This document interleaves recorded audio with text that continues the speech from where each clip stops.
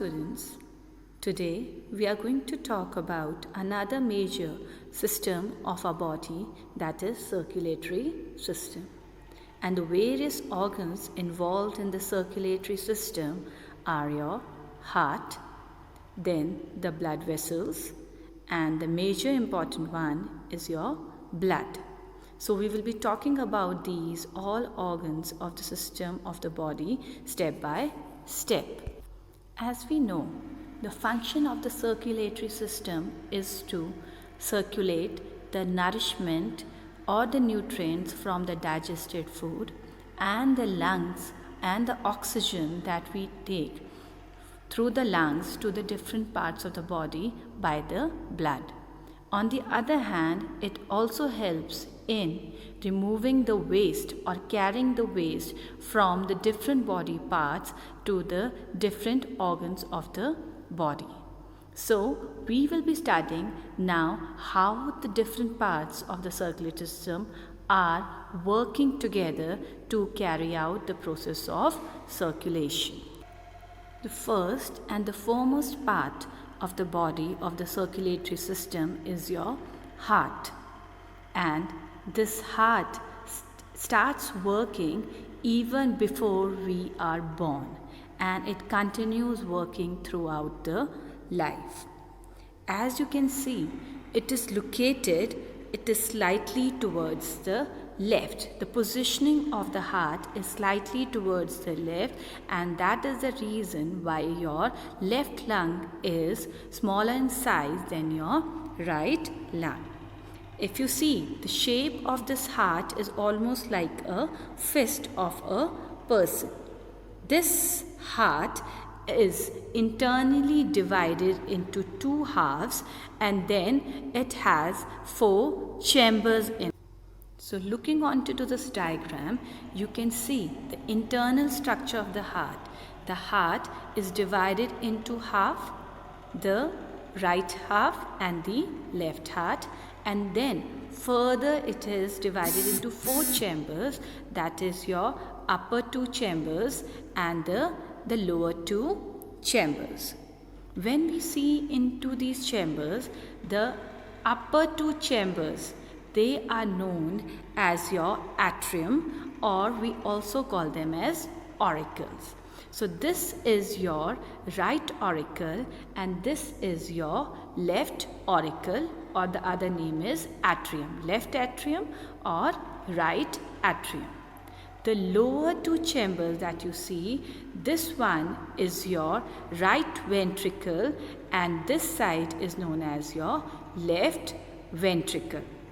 So the heart within is divided into 4 chambers but divided into half. The opening of these chambers into each other is guarded by certain valves that we call in the side of right side. On the right side we call them as tricuspid valves, and on the left side we call them as the bicuspid valves or the mitral valves. So these are the valves, or you can call as the gateways, to make the blood enter into these chambers. There is a reason behind dividing the heart into 2 halves, is that the left side of the heart carries oxygen rich blood, and the right side of the heart, they carry carbon dioxide rich blood. So from these chambers, from the halves, the blood is taken in by the heart and is thrown to the different body parts, and from here only the blood is passed on from the different body parts. It's brought to the heart and then it is passed on to the lungs, and through there the carbon dioxide is released out. So when we see this structure of a heart, it shows that the blood is flowing continuously through the heart, and this shows that the heart is having a major function of pumping the blood and keep the blood moving in the blood vessels that we will be studying after this. So the left portion of the heart, it pumps the oxygen rich blood to the different parts of the body. It passes to the different parts of the body through a big artery. It's a big artery which we call as the aorta.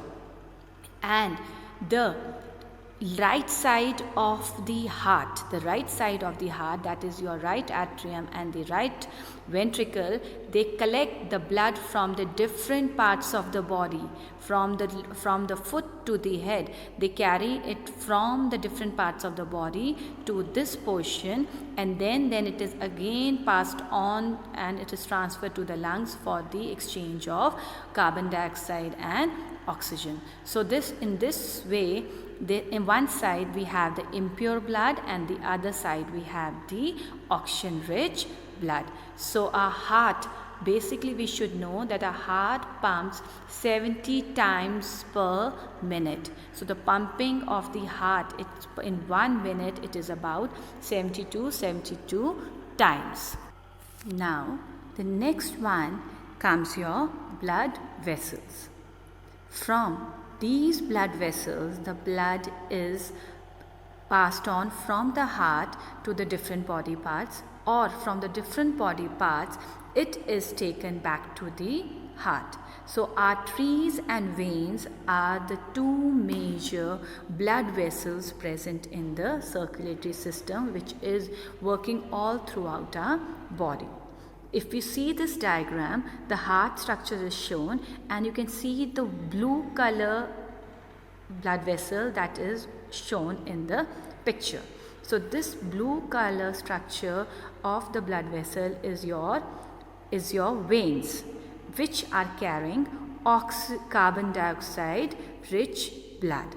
That means the impurities which is present in the body is being carried from the different body parts to the heart. So from different body parts, these veins carry to the blood to the heart, and over here they exchange, and then the heart passes on the blood through the capillaries, through the arteries to the lungs, and then the exchange of gases takes place in the air sacs. On the other hand, the arteries, which are shown as red color, so these red color arteries, they carry blood from a big aorta. It's the big artery which is present in the heart. From this big aorta, the blood is passed on to the different body parts with the great pressure. It's passed on through the arteries, which is another blood vessels. So both arteries and veins are playing their major roles in the body. And when we were talking about blood capillaries, you can see how the arteries and veins are connected together by fine tube-like structures which we called as capillaries. Over here also the exchange of gases takes place in various organs. Fine. So the capillaries are also there, which are the connecting link between the arteries and your veins.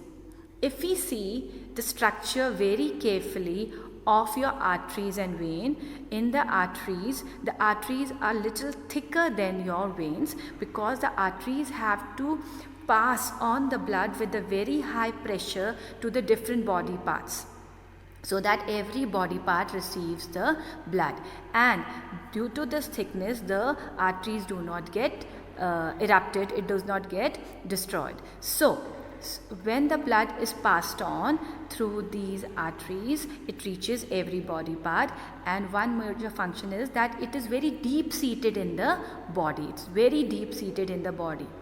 On the other hand, the veins have special valves. If you can see, certain valves are there. They were not present in your arteries, but they are present in the valves, showing that the veins are bringing blood back to the heart. So that means they stop the heart, so they stop the blood from going back into the different organs. So when the blood passes through it, they get closed, and ultimately the blood keep on moving up into the heart. whereas the veins are not very deep seated, they are superficially present on the body. So if you see your skin also, if we see the veins, we can easily see the veins which are bluish in color, showing that these are the veins, whereas arteries are very deep seated in the muscles. Now if we look into the third major part of your circulatory system is your blood. So within our arteries and veins we have the blood, and this, what is the basic function of the blood is to carry all the oxygen or the carbon dioxide from the different body parts to different parts of the to the heart, and also in the exchange of hormones or the nutrients which are needed by the body, and to help in maintaining the constant body temperature. So these are the basic functions of the blood. And the red color of the blood is due to the presence of a pigment known as hemoglobin. We should come to know that blood is a thick fluid. It is flowing in the arteries and the veins, and it has major cells present in it, which we call as the red blood cells. These are the red blood cells that we can see. We can call them RBCs or the red blood cells. Then we have the WBCs, which is called as the white blood cells, and then we have the platelets. So all these red blood cells, white blood cells and your platelets are playing a major role in the blood. So when we are talking about red blood cells, so our red blood cells are having RBCs, which is having a red pigment, and it helps in the taking in of oxygen. It takes in the taking in of oxygen. So that is the basic function of your RBCs. Then we are talking about your WBCs. So WBCs are the fighting cells. So whenever any disease or any germ enters the body, the WBCs, they start secreting certain chemicals, and they start in search, they run in search of those chemicals in the body, and they start to fight against those foreign bodies. So white blood cells, they are acting as the fighting objects in the body which protect us from different diseases. Now talking about the platelets. When you see these blue color things, that is the platelet. So platelets, what are these blood platelets doing is that sometimes when we get an injury, so these blood platelets, they release certain chemicals. They release chemicals when we get any injury, they release chemicals, and a sticky fiber is in the form of protein is secreted by them, and it get released into that area, and they try to close. They help in the clotting of the blood. So basically they help in the clot formation. So these are the basic functions of all these cells that are present in the blood. We should also know that the blood, there are 4 types of blood group in the human being. That is blood group A, B, AB and O. So these are the basic blood groups that are present in the human body. So we now know that circulatory system is really playing a major role in the life of any individual, that it is helping and providing us with all the nourishment or the requirements of the body which are needed, and that can be done only by the help of the circulatory system, by the continuous pumping of the heart. Thank you and have a nice day.